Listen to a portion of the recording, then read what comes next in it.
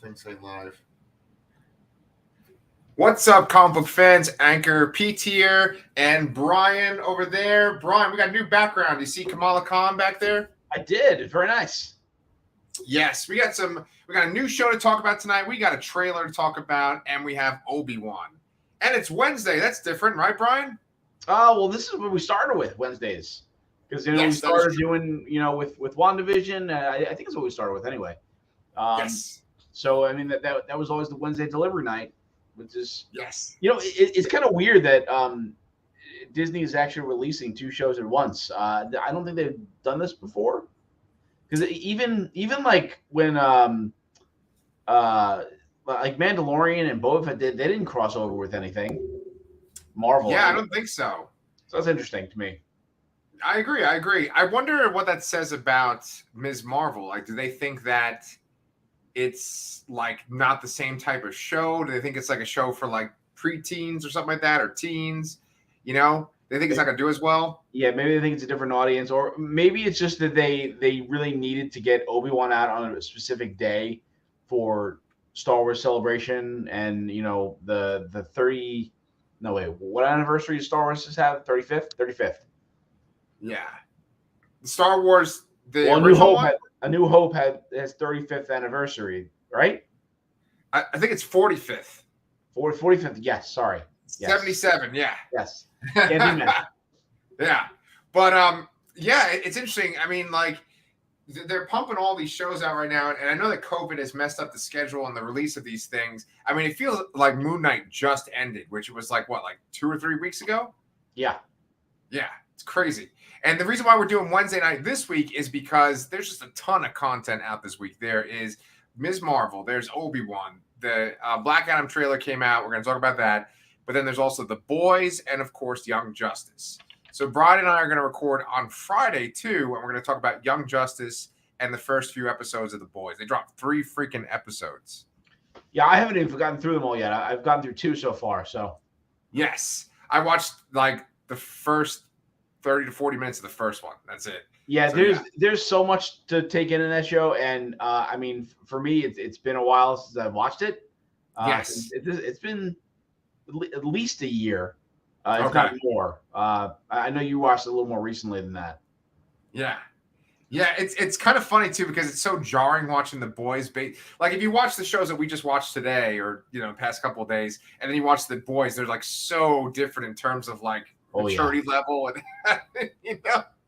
like what's actually happening in them. But for tonight, we are talking about episode 4 of Obi-Wan. Then we're going to talk about episode 1 of Ms. Marvel, and then finally we're going to review the Black Adam trailer. So for Obi-Wan, Brian, did you think this was a pretty run-of-the-mill generic episode?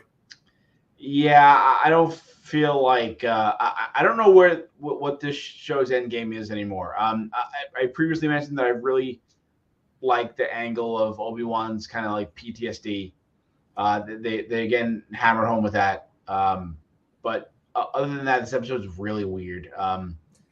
It's just like, hey, we're just a couple of people. We're gonna go save this kid, and they're not.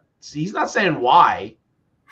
Like he didn't say. I mean, maybe he told him it was Bail Organa's daughter or something like that. But I feel like that these people are risking a lot to save one kid, and I know that their whole thing is saving people from the Empire. I mean, yeah. But it's like, hey, this place is so ridiculously guarded that they don't even have a shield on it. Like going there would be suicide. And right, we'll just go with 2 people. yeah.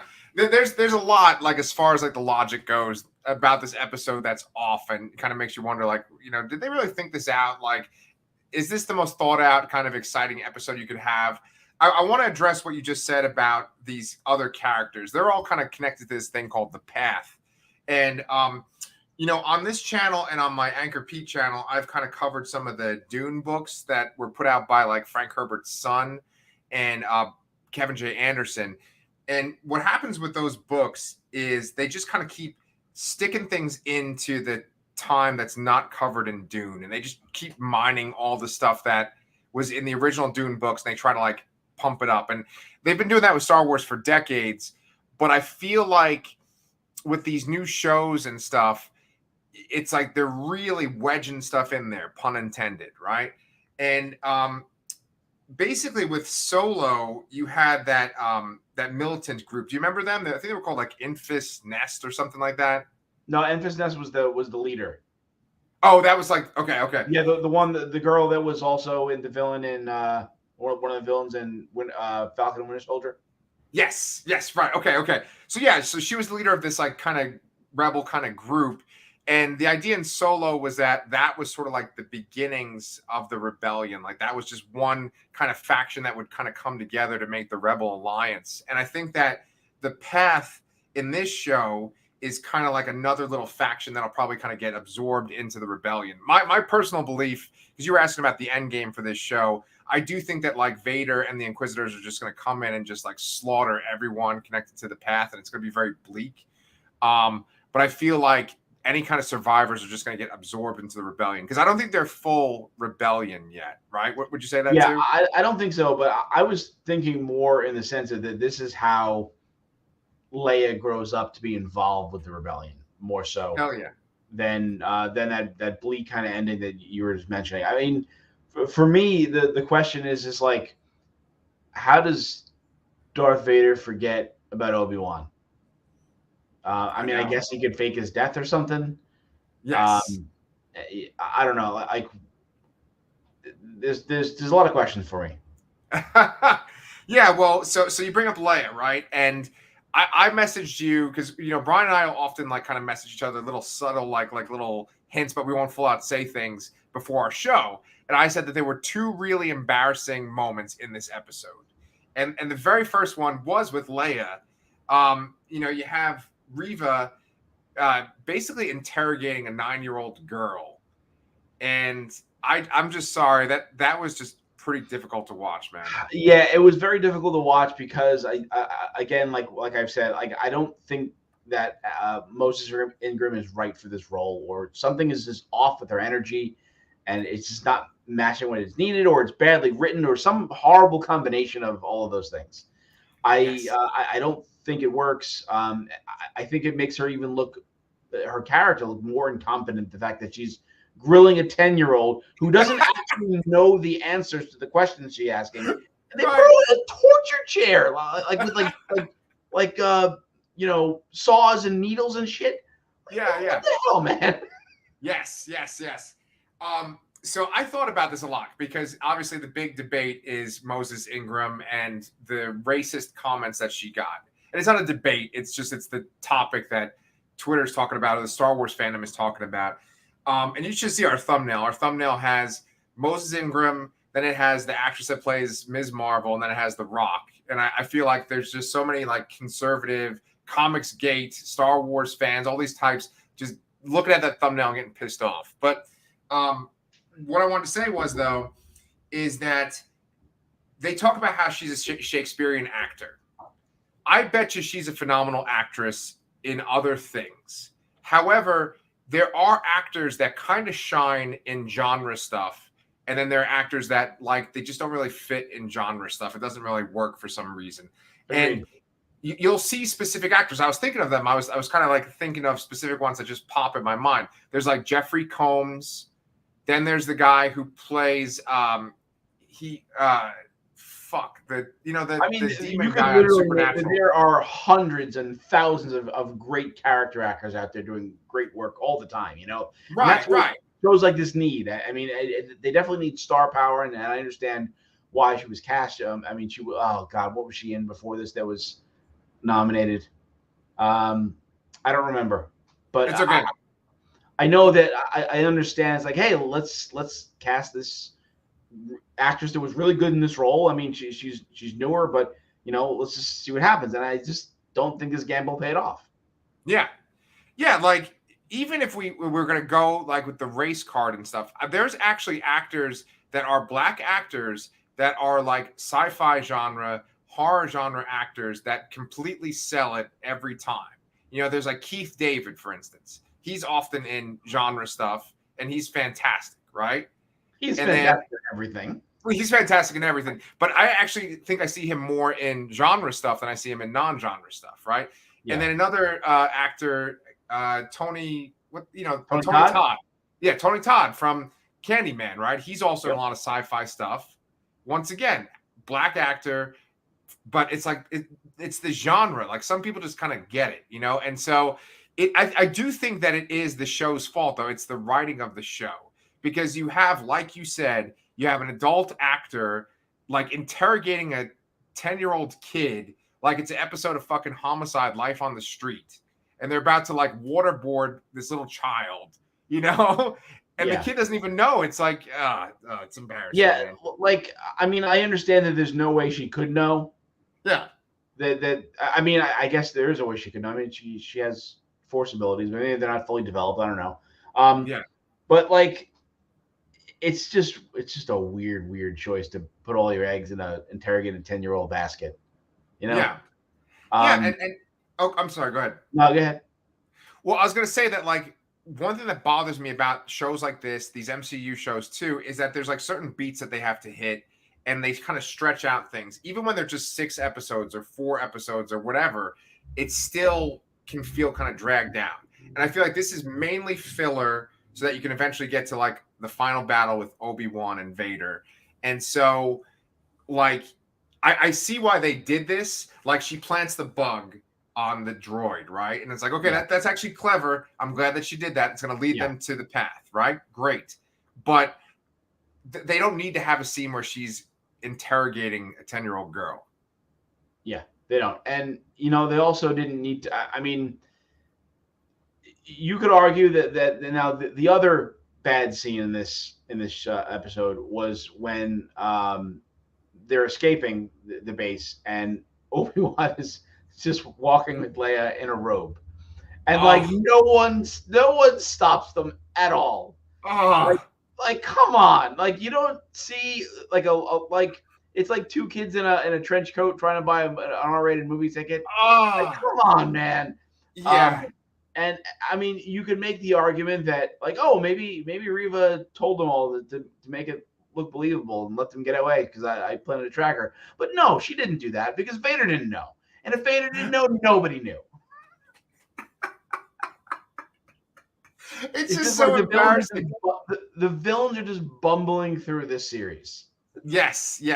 It's so embarrassing. Like, you stole the joke of the 2 kids in the coat, and oh great, my dog's barking at my wife coming home. But like the 2 kids sneaking into the movie theater. I'll take 1 ticket, please. The Basic Instinct. But this is fucking Obi-Wan Kenobi, this iconic, Star Wars characters, iconic film character coming in, and that was real. You can see her little feet. It's not like he's even like holding her up. You see her little feet coming out of the trench coat. Yeah. That was the other embarrassing moment for those of you guys tracking at home too. Yeah. So go ahead. Yeah, I mean, there were some interesting things in the episode, though. I'm very curious about that kind of mausoleum of dead Jedi in the basement with the rolling case and Amber. I mean, if they're even, I'm assuming they're dead. I'm curious as to why they're there, and that factors into anything moving forward. And then I don't know what this show does in 2 episodes. Yeah. I mean, I guess there's got to be another Vader Obi-Wan fight, but I don't see how he could be ready for that in 2 episodes. I mean, does it end just getting Leia back to Alderaan? I mean, what stops the Empire from going after an Alderaan? Yeah. I mean, at first I was very happy to see Obi-Wan back and doing something because I really like Ewan McGregor in the role, but now it's just like they're doing too much and putting too many questions out there. There's too many weird inconsistencies with the existing story now because of the show so far, and I can't see them answering or following or tying up any of them, let alone all of them. Yeah, I completely agree. Yeah, that's actually a really good point I didn't even think about. Is like, why don't they just go to Alderaan now and go after her? Because obviously she's connected to this group, right? So I feel like they will have to address that on some level. I don't know how they're going to do it and make it sound credible. But I mean, once you have a scene where there's a Sith Inquisitor interrogating a 10-year-old girl, and then you have another scene where they're sneaking her out like in a little cloak Oh man, like it it's just not going to reach those points that you want to reach. The show had a lot of promise for the first 3 episodes, but I think that it's kind of interesting because like when you watch the trailer, they made it seem like it was really going to be on Tatooine, and that like Luke was going to be in it, but I don't think Luke is really going to be in this that much. I think they really went all in on Leia. No, I think they couldn't have Luke be in it because Luke does not know anything about him at all in A New Hope. Yeah. And it's extra clear there. I mean, you can imply that Leia doesn't either, but Leia at least has his name and knows where he is. Yeah. There, Luke does not even know of his existence. Like, I mean, so I think it makes more sense that it's Leia than Luke. Yeah, it's kind of funny because like after every episode, there's just so many people on Twitter trying to like kind of make up for all the gaps that are now being created. And they're like, well, this points out to this in A New Hope, right? And one of the points I really liked was when Luke goes to rescue Princess Leia in A New Hope, he says, I'm Luke Skywalker, I'm here to rescue you. And she's like, who? Like, who are you talking about? And then he says, I'm with Ben Kenobi. And then she says, Ben Kenobi's here? And she's like real excited about that name.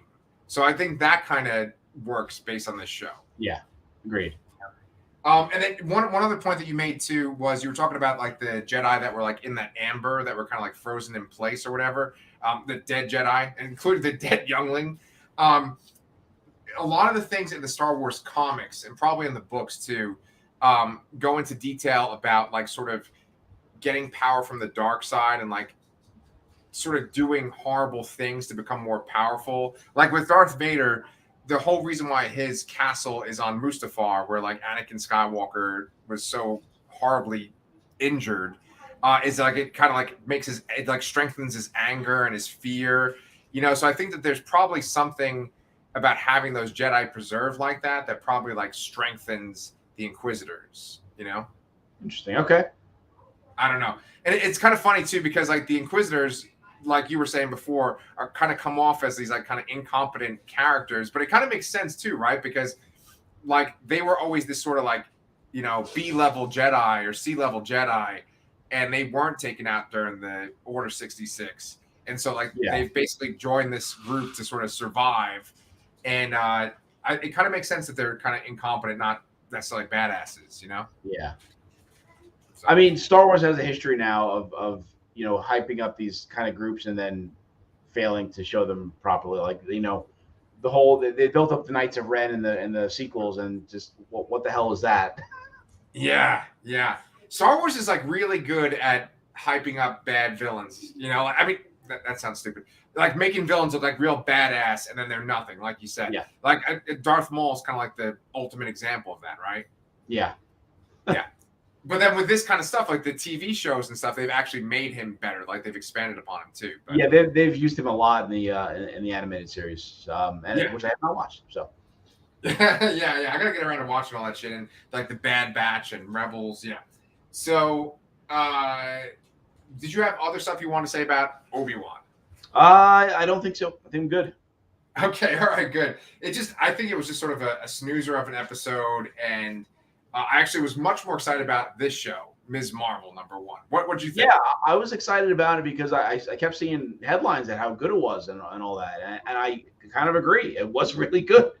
Mm-hmm. It feels like we always say that Marvel likes to take their characters and mash them with some various genre, and it feels kind of like a teen coming of age dramedy comedy. Maybe felt a little bit some commonalities with the Tom Holland Spider-Man movies with the high school stuff. Yeah. But I thought it was really good. I liked every character. How is her name pronounced? Iman Vellani.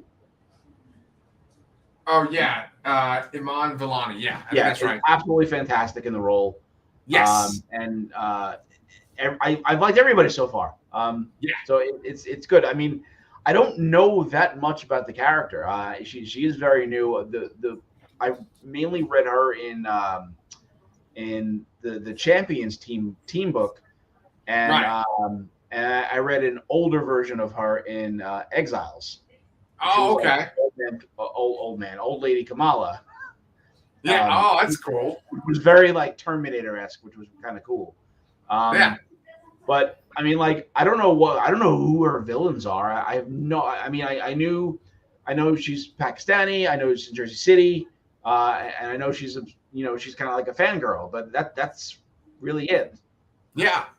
Well, I'm actually a real big fan of Kamala Khan. I think I've even put her in my top 10 for Marvel characters often, like for Marvel heroes.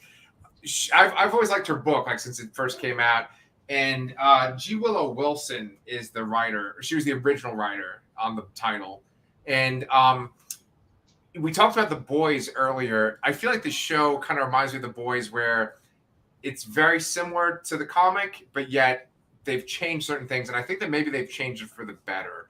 I actually like the parents a lot better in this. I like Bruno better in this show, and I also like her brother too. Like the supporting cast are just sort of more fun and engaging than they are in the comic. Now, in the comic, so in the show, I feel like they really play up the fangirl aspect. That's in the comic too, but like they really play it up in the show. They really make it like this teen daydreamer thing.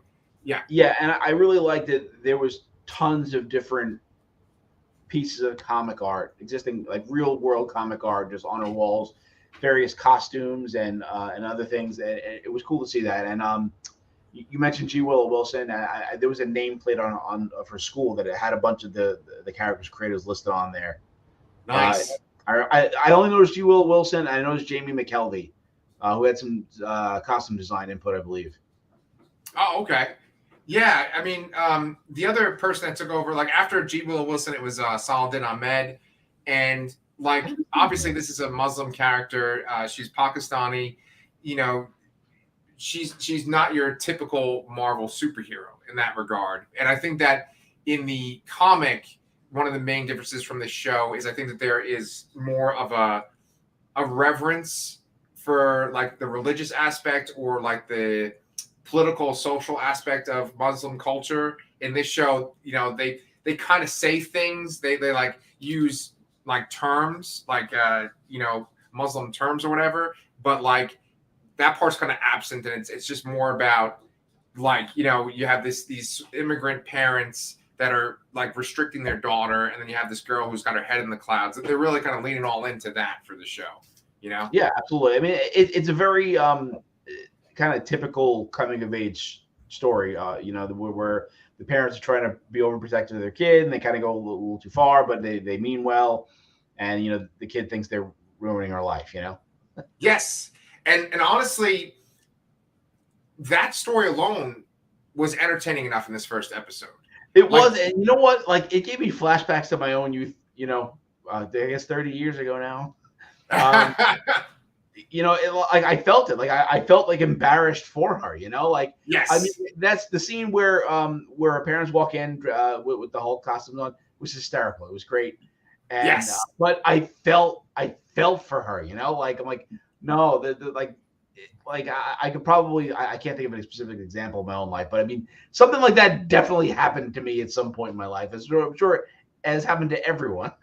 Yes. I mean, really great point. There's those kind of situations where your parents are like, okay, we're going to give you something that you're asking for, even though we don't really approve, but then we're going to give you this big restriction. And so like their restriction was, you can go to this convention, but you can only go for like 2 hours and your dad's going with you. And it's like, okay, great. I'd rather not, It's like, oh yeah, you can go ride your bike with your friends, but here's this like goofy looking bike helmet or something like that. Right. If nobody wore that, and I know you should wear a bike helmet. And I totally understand that now as a parent. So I don't want to put that kind of, bad energy out there. Right. Or like, it's kind of funny. We're kind of showing a little window into our youth, but like, or like, oh, you can go out on Friday night, go out with your friends, but you have to be home by 9:30. Like, oh, yeah. Okay, awesome.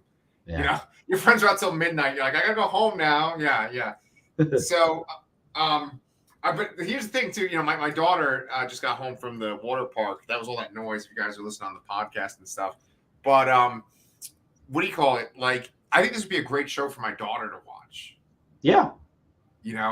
And like my daughter, she's 11. She's gonna be 12 soon, but we haven't gotten her a phone yet. So like, I even kind of understand things from like the parents' perspective too. Yeah. But you mentioned the comic art. One of the things I really liked, and one point that you made that I totally did not even think about, I think that's a great point, was that it kind of blends in with Peter Parker's stuff in like the Spider-Man movies, the Tom Holland Spider-Man movies. Like, how old is Peter Parker supposed to be in like No Way Home? Like a high school senior, right? I would imagine a senior. Yeah, there's some blurriness where I would imagine he was a different grade in each movie. But as to which one it started with, I'm not really sure. Maybe it was sophomore, junior, senior, or some combination of that. Yeah, because I mean, like, he's talking about going to college in No Way And Home. also, Right? and then at the end of the movie, he's moving out in his own apartment. So I imagine he's at least graduated from high school. Yeah. So like that's kind of weird to think that like the MCU Peter Parker is just like 2 or 3 years older than the Kamala Khan, you know? Yeah, I mean, I still we always talk about how ages in comics are weird because they're perpetually a certain age. Yeah. I mean, to me, I think most of the heroes that the most famous heroes are probably in their early to mid 30s. Yeah. But I think realistically, like Spider-Man is probably still in his 20s Oh yeah. in current comics, Yeah. which just boggles my mind with the amount of things that have happened and all that. It just makes no sense. Right.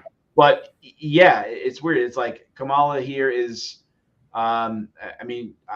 it seems like she's at least in high school. Maybe she's a freshman. You could argue also that she didn't get blipped, so maybe Peter should have been older, but he isn't.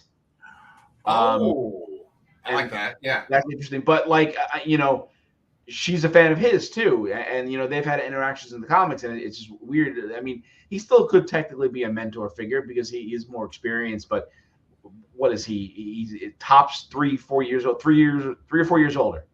Tops. Yeah. Yeah. I mean, it's a really good point. He's been through a lot in the MCU too. And I mean, he's been into space and stuff like that, fought against Thanos and everything too. So yeah, absolutely. And with that being said, there's this big focus on Carol Danvers in the beginning of this episode, right? There's this little montage. It's like a YouTube video that Kamala made of Carol Danvers. And, obviously Spider-Man, they show him being a big focus of the media and stuff in No Way Home and in his other movies too. But then with Carol Danvers, there's this weird kind of idea of like, well, how much does the general public know about like Thanos and the Infinity Stones and like Carol Danvers, like it's interesting to think about like what does the public know about all this stuff that we know about?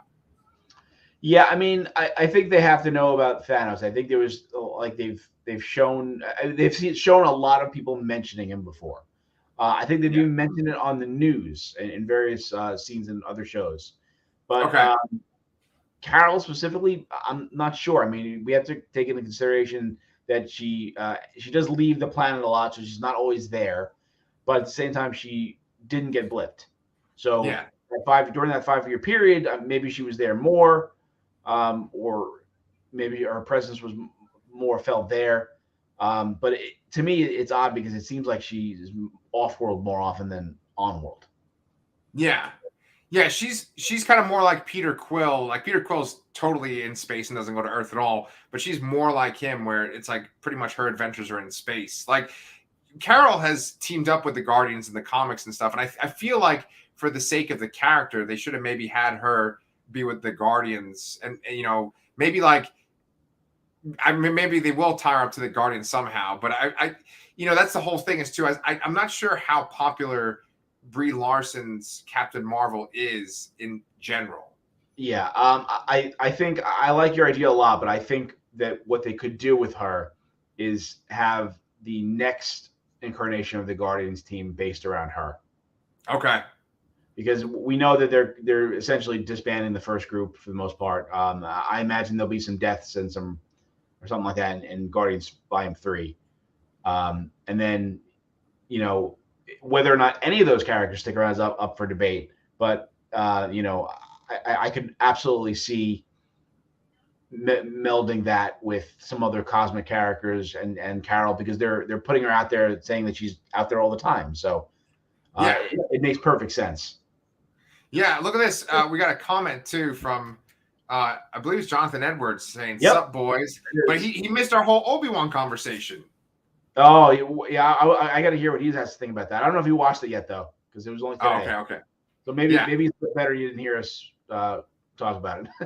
Yeah, good point. So all right, so then let's keep going with what do you call it? Our Ms. Marvel. So as far as Carol Danvers goes, we've seen her in a couple of things. We've mainly just seen her in the Captain Marvel movie, and then she's in the post-credit scene for what? The post-credit scene for the Captain Marvel movie is her going back to Earth because Nick Fury called her. Yes. Right?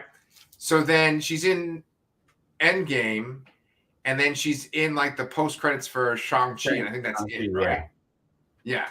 So they haven't really shown much about her in general. And then as far as Monica Rambeau, we've only seen her in WandaVision, right? Yes. Yeah. Yeah. So then because this is ultimately all leading up to the Marvels movie, which is supposed to come out in 2023. And I'm just wondering how they're going to tie all this together. Yeah, it's interesting. I think the root of this is going to be, which was initially one of the most controversial aspects of the initial trailer of the show, is how Kamala gets her powers. So obviously in the comics, she's an Inhuman. She has kind of stretchy powers, or she embiggens, as she often says. And in this, they've changed it to be a sort of bracelet, which to me feels like a nod to Quasar and the quantum bands, the Warnega bands. Not 100% sold on that. I'm kind of teetering back and forth between if it is related to that, or you mentioned in the notes you wrote, there was a scene where she kind of falls into this cosmic looking place, and there's this crowd of people with these glowing eyes. Yeah. I'm wondering if they can somehow tie this into the Kree still. Right. And it's a Kree artifact that her grandmother had, or maybe she's part Kree. Who knows? Right. And I don't know which way they're going to take it, but I think either way is interesting. And yeah. Oh yeah.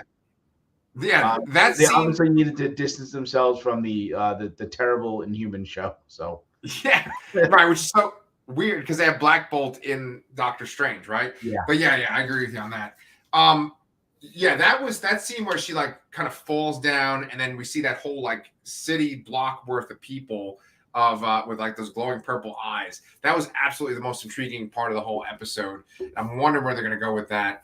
I do think you're right. I think it'll be some kind of Kree thing because Captain Marvel is so connected to the Kree in general. John also said one other thing, but I think he might have bounced. He said, "I was watching Obi-Wan." Okay, well, I think maybe he wasn't watching Ms. Marvel though, but yeah, I think that's how they're going to kind of connect all the characters together, Monica Rambeau and Kamala Khan, and then Carol Danvers for the movie itself. But then the mom even said, Kamala's mom said something to the effect of, "I come from a line of dreamers or people with their heads in the clouds," and so I think that she might be the descendant of someone that was Kree. Yeah, right. The other thing too is when that box got delivered from her grandmother, the mom kind of looked at it concerned and had the brother bring it up, hide it up in the attic or something like that, so Kamala wouldn't go near it. So I mean, there's definitely something up with that and their pasts, and I'm curious to see where they go with it. Beyond that, though, is there a villain? I mean, is the villain just going to be Damage Control looking for her with the post-credit scene, or who knows? Yeah, I don't know. I think that's a really good question. I didn't even realize that guy was from Damage Control when we watched Spider-Man No Way Home. That's Arian Moayed. He's the actor that they showed at the end there. I know him as what's his face? Oh fuck, the guy from Family Guy, Stewie. He's Stewie on the show Succession, and I was like, oh, that's him. But he was in Spider-Man No Way Home. In the MCU, he plays a guy named P. Cleary, I feel like it's kind of an awkward name, you know. Yeah, a little bit, I'd say. I thought it was P clearly at first. I was like, yes, he drinks a lot of water, you know, but but so I didn't even know that there was a Department of Damage Control, and that's of course a reference to the comics. Damage Control. And that's another connection to Spider-Man too, because that's when we first saw them show up was Spider-Man Homecoming. Yeah. I don't think that they're going to be like the main protagonist. I think you will see some sort of like a character from the Ms. Marvel comics show up. There was one point when she was like looking through her like a scrapbook or something, and she was looking through her chest, and she saw a picture of a boy, and she recognized the boy. Do you remember that? Oh, I don't remember that. Yeah. At one point in the comics, there's this guy who's like a love interest for her, and I think she kind of like grew up with him. And he ends up like kind of betraying her. So I bet you $50 that's that boy that she looked at the picture of and remembered. Yeah. So I mean, the Ms. Marvel comic is kind of weird. It's kind of like almost like Grant Morrison kind of weird sci-fi, off the wall kind of stuff in it too, where the characters aren't necessarily scary and threatening. They're more just like random and strange. And so I think that maybe she'll have a couple of villains like that in the show. I mean, who knows? Yeah. The Marvel stuff doesn't get very strange besides like Multiverse of Madness, right? And so, and some of the stuff that's in the Guardians movie. So I think that, maybe they will just have one main antagonist, but it'll be one from her comic. So yeah, I don't even know any of them. Yeah. And like she's had like a whole bunch of people guest star in her comic, and it's kind of funny because like usually have guest stars in comics because you want the book to sell more copies. So you have Spider-Man show up, and he's been in her book a whole bunch. Wolverine's been in her book a whole bunch too. So she's gotten around. Like she definitely knows like all the regular Marvel characters. Yeah. Well, it'd be crazy if Wolverine shows up. Oh my God, that'd be so awesome. That'd be the weirdest way to introduce Wolverine, I think. I know. But this one issue that Wolverine shows up in, it's a really great story that G. Willow Wilson wrote. Loki actually has hung out with Ms. Marvel a lot too. Interesting. Okay. Yeah. So I mean, I don't think Loki will show up in this show, but that'd be cool. Yeah. Yeah. So did you have other things to say about Ms. Marvel? Yeah. Actually, one more thing I want to bring up too. I really like the how the show was presented. There was a lot of how they presented her daydreaming. All the art in the walls and the moving art, the text conversation was awesome. I loved how they did that with the neon lights in the stores and the camera moving up to the building and then all the lights. I thought that was really cool and creative, and I hope they can keep up that amount of creativity going forward too with in the other episodes, because it really made it was very stylized and it really made it stand out a lot to me. Yes, I'm so glad you brought that up, because I usually like to talk about the behind the scenes stuff on whenever we start a show.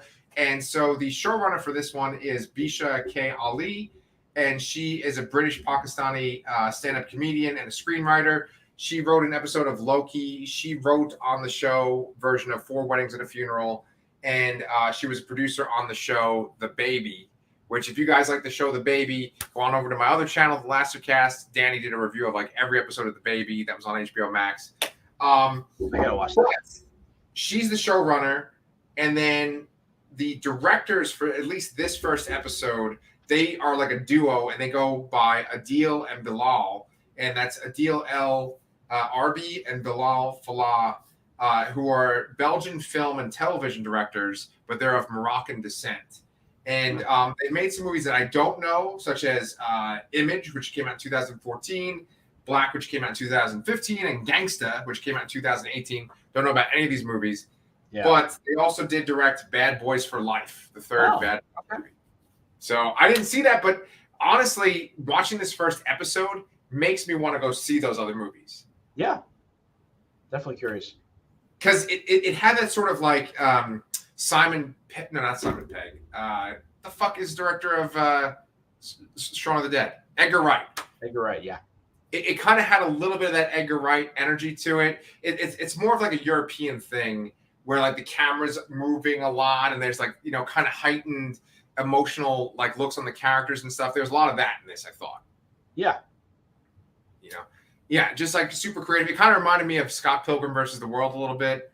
Yeah, I got some vibes of that too. I feel like there's some teen coming of age comedy that came out within the last like maybe 5 or 6 years that did things like that, but I can't remember what it is. I Was thought it it might in be like theaters? I don't know if it was in theaters or not. I kept thinking Edge of 17, but I don't think that's it. Okay. Yeah. I know that like the Disney Plus has like a lot of like kind of teen movies and stuff that come out that are like original movies. And Pepper will kind of watch stuff like that sometimes. And it gives me that kind of vibe. Like this show kind of reminds me of that. Like I saw a comment on Twitter. I reference Twitter every 5 minutes on here. But like one of the people said that like maybe the reason why the show is so good is because Disney knows how to put out content like this of like a girl, teenager coming of age. And so that's why this works, you know? This is the wheelhouse, yeah. Yeah. Yeah, I'm really glad you brought up the actual look of the show because I thought the directors did a fantastic job. And Yeah. I'm just like you, if they're able to keep that up for the whole show, you know, I'm on board. Yep. There are 6 episodes. It is considered a mini series, but I think it's all pretty much like we said before, a lead up to the Marvels movie. Yep. Totally agree. Yeah. All right, so now let's talk about the movie that you've said was never going to come out. Yes, this was on my list. This was rumored going back to 2006. 2006? 2006. Yes, you mentioned here that The Rock was attached to it officially in 2014. The rumor mill started. They were building this movie, and he was going to do it back in 2006. This was the movie that I would believe it when I saw it, and you know I would eat my hat or a sock or some crap. And I guess it's actually going to come. So man, you got to eat his sock now, man. Yeah. I have to eat that Star-Lord, right? Something's going to happen, and I have to eat a Star-Lord too, right? I don't what? remember, like last episode, I was like, if this doesn't happen, I'm going to eat this Star-Lord. Remember? I don't actually, but I don't want you to eat a Star-Lord. Okay. I don't want you to eat a sock either. Okay. So this movie is actually coming out. It was 2006. That blows my mind. That's like before The Dark Knight came out. Yeah. That predates the MCU. Yeah. Wow. Crazy. Okay. Well, you know, Black Adam is a character that's gone back way further than that. He is from, the Golden Age. Came out in December of 1945. He first appeared in the Marvel family, #1, back when Shazam was called Captain Marvel.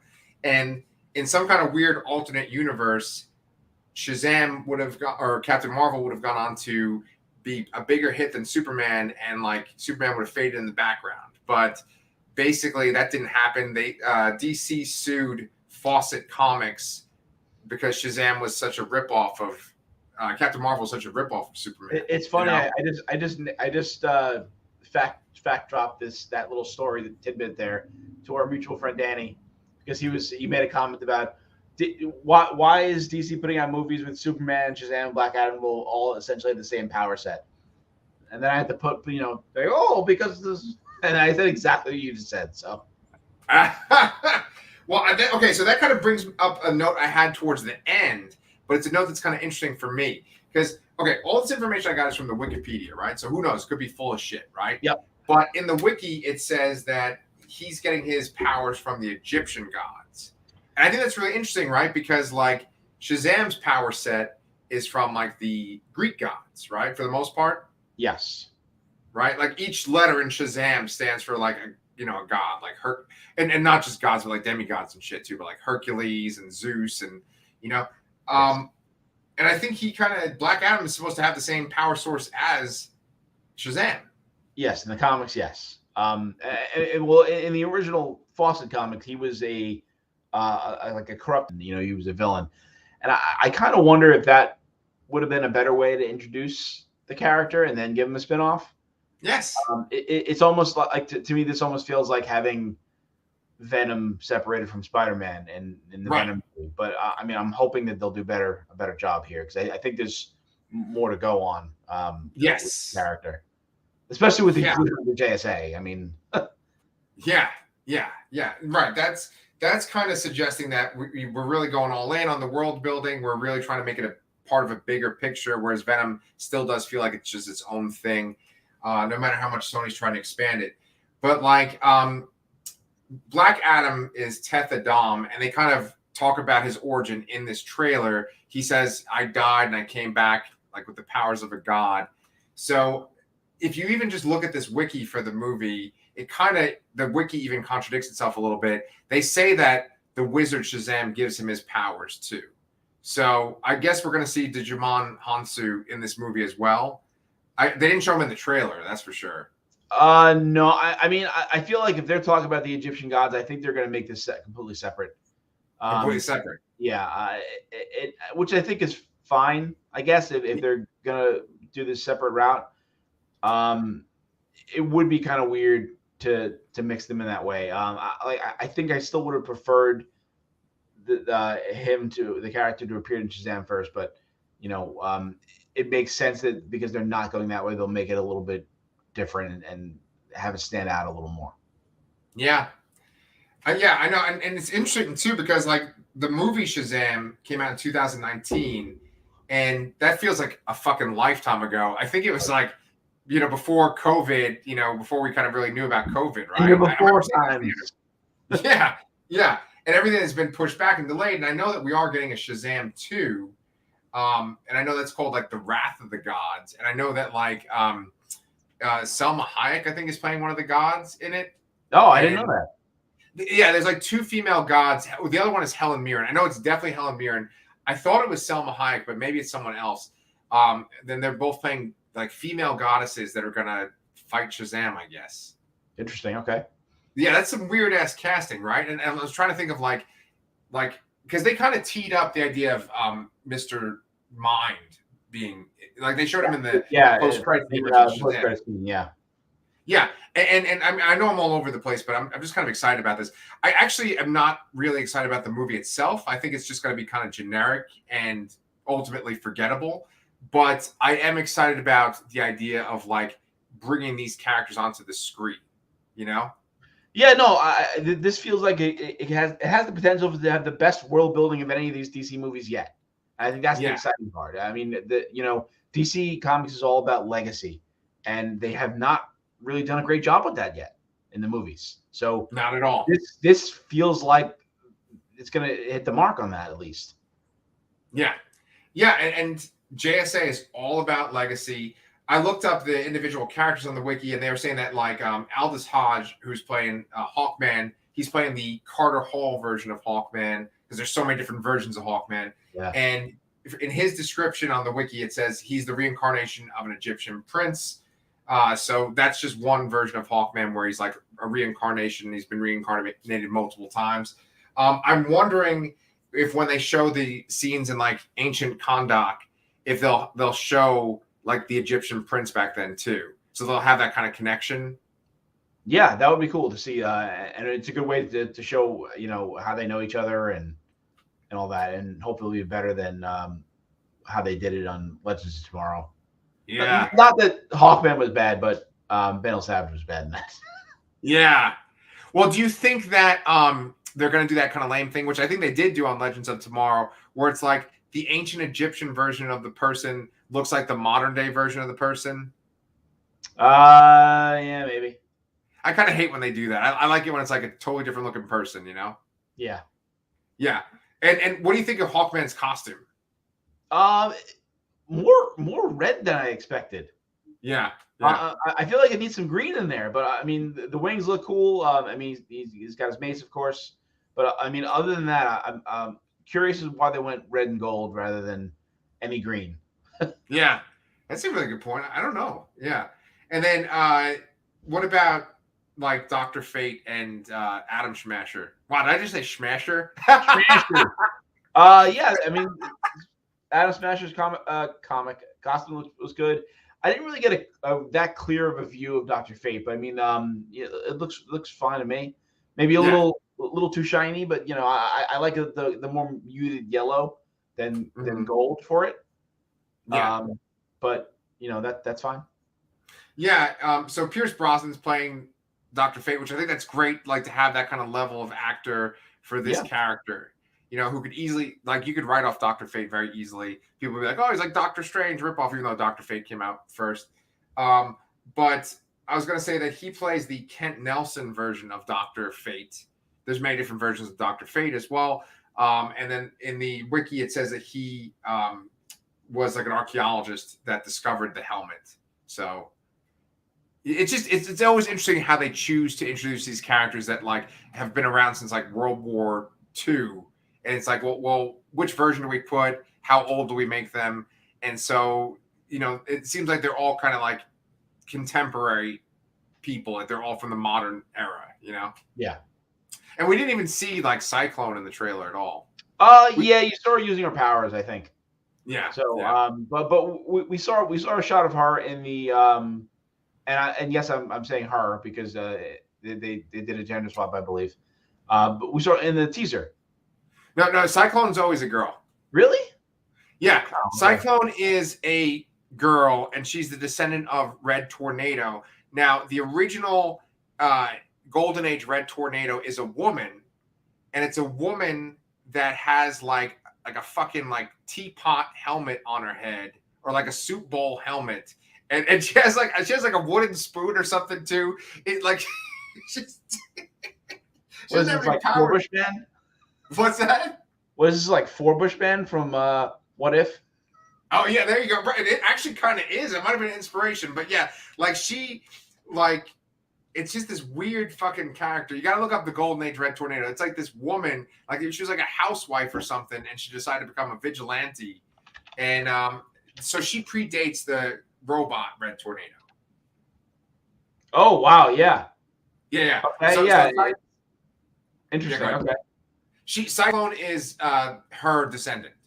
Okay, interesting. Yeah, that is literally a pot on her head. Yeah.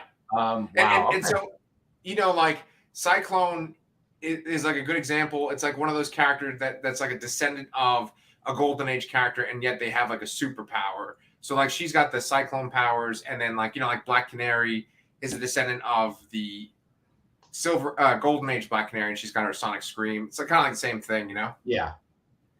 So this director is John. I don't know how to pronounce his first name. Jaume Jaume Collet Serra, and he directed the House of Wax movie that was starring Paris Hilton. Okay. And then he also directed Orphan, which I think is kind of a controversial horror movie, and The Shallows. The Shallows. Wait. Which is that the? I think it's the shark one. Movie? Believe so. Yes. Yeah. Okay. I think so. The shark one. Yeah. And he also directed a whole bunch of those Liam Neeson action films, such as Unknown, Nonstop, and Run All Night. Okay. I believe so. Yeah, and I saw Nonstop too. Yeah. And so I think that would be a good choice for a director of this movie, because the director of the original Shazam movie and the sequel is David S. Sandberg, and he directed a horror movie before he did Shazam too. Interesting. Okay. I think horror directors are a good choice for comic book movies. Yeah, I mean they're both genre films for the most part, and absolutely. Yeah. So it's kind of funny because we're talking about like all the different aspects behind this movie, or like what's in it, but we're not talking about like what the trailer made us feel and stuff. Do you think that this looks like this has potential based on the trailer? Yeah. Like I already said twice, and I'm sorry for repeating myself again, but I still would have preferred an introduction via Shazam. But I'll take what I can get here. And I kind of like the idea that, Dr. Fate gives that little speech towards the end. It's like, oh, I saw a vision, and you're either going to be the one to destroy the world or save it. So, I mean, it's kind of going to be about him, as an anti-hero with his power, and he's not quite the best guy. But I imagine he'll eventually will choose good in the end of it. But, it's an anti-hero Superman, which, everyone loves a Superman riff. Yeah. Well, he another speech that's really great in the trailer is when I think it's Hawkman that says to him like, "Heroes don't kill," and then Black Adam's like, "I do." Yeah, I like that. And then I love that scene where the guy like hits him with that pipe and it just bends on his face, and he just like throws the guy into space. Yeah. Yeah. That's unique. I like when they do something that's like random that you haven't seen, you know? Yeah. Because otherwise everything else is kind of generic. I thought it was kind of cool when the people were like, you know, open fire and they're like shooting all their machine guns and he like just kind of slowly lifts off the ground. I like that. Yeah, no, I mean it looks great. The effects look great so far. He catches the missile and throws that and everything. Um, Slightly disappointed. There's no cape. It seems like he's gonna have that hooded cloak thing, which looks kind of cool, but I don't know. You know, they were talking about having a movie where Black Adam, Superman, and Shazam fight. And I think Henry Cavill's Superman is gone from the DCEU, but I mean, I'd be down for that. Well, then again, I've also heard rumors that the Warner Brothers Discovery merger, the new like people in charge, that they kind of want to refocus and rally on Superman again. So whether that's Henry Cavill or not, or something new, previously it seems like they set in motion for the Supergirl and the Flash movie to kind of take a spotlight. Yeah. But I know Henry Cavill is open to coming back for it, and I would like to see it. But if they decide to cast somebody else who would go a different direction, I mean, maybe they just. I know that one of the executives, the new executives, like he's just dissatisfied with where they are and the lack of foresight into planning all this out. Yeah. I think everyone can agree that they're really lagging behind Marvel in that sense. Oh yeah. I mean, this movie, DCU is a discombobulated mess. Yeah. I would love to see the three of those characters in a movie. I don't know why they would be fighting or how they would make it work, but yeah, I'm down for it. Yeah. Well, I mean, this is only the 11th DCEU movie, whereas Marvel, they're on like 36 or something, or is it like 20? Yeah, close to 30, I think. Yeah. Okay. Yeah. But think about the first 10 Marvel movies and the quality of those compared to the quality of these 10 or 11, Yeah, that's a good point. I mean, at least from a world building standpoint, Oh yeah. But I think that by the 10th Marvel movie, I think you're already getting into like Guardians of the Galaxy and stuff. Yeah, I mean, you're definitely have Avengers by then, so. Yeah. And so I think one last thing we should bring up, talking about returning DCEU characters, is the Flash. Good old Ezra Miller. I don't know if we can go episode. What did he do now? What did he do now? What did they do now? The headline. What did they do now? You're right. Sorry. No, it's okay. I said he too. The newest headline, today's headline is: parents claim Ezra Miller groomed their minor daughter by giving her drugs in bombshell court filing. So he's accused, or they're accused, of grooming a minor with LSD, alcohol, and lavish gifts. Oh boy, just fire this guy already. Yeah. I know. Refilm the scenes in the Flash. Yeah. Make it look as terrible as they added Henry Cavill scenes in Justice League and just be done with it. Yeah. I feel like they are truly trying to get out of this role. And they're like, let me do whatever I can to like not be in this franchise. Maybe I don't know. I think it probably is it's just some person that's kind of left unchecked, and they're just kind of no one's telling them no. I mean, I guess they're telling them no now, but he's not used to hearing it, and he just they're not used to hearing it, and they're just uncontrollable. I don't necessarily.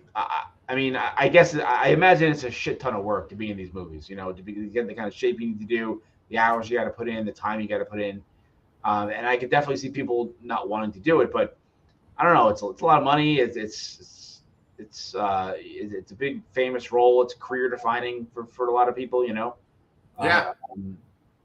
I don't know. Yeah, I think that I'm actually surprised that they didn't remove them from the movie yet. But the idea of like giving something to a minor, like giving LSD to a minor, it's like, come on. At this point, what are you doing? Yeah. So that's a crazy note to end the show on for tonight. Yeah. I mean, the problem with the biggest problem here is that, like, this was his movie. He's literally in it as two different characters, you know? Yeah. So it's like, how do you get around that? I know. Yeah. You have to replace the actor twice. That's freaking crazy. Yeah. Yeah, I don't know, man. Maybe they're going to end up like shelving that movie altogether. If the new Discovery people are really that focused on like getting Superman as to be the main guy and not have it be Supergirl, then maybe they're going to just shelve this. But I mean, how are they going to shelve a Michael Keaton returning as Batman movie? Yeah, that's the most disappointing part of it, if they would shelve it. But yeah, we'll find out. We'll find out. All right. Well, Brian and I have to go because we have to go watch some more episodes of The Boys because we're going to be covering Young Justice and The Boys coming up real soon. But if you guys join us next week, we will be back here for episode 5 of Obi-Wan and episode 2 of Ms. Marvel. So, yeah. I hope you guys enjoyed this. If you have not liked and subscribed, please do. And we will see you guys real soon.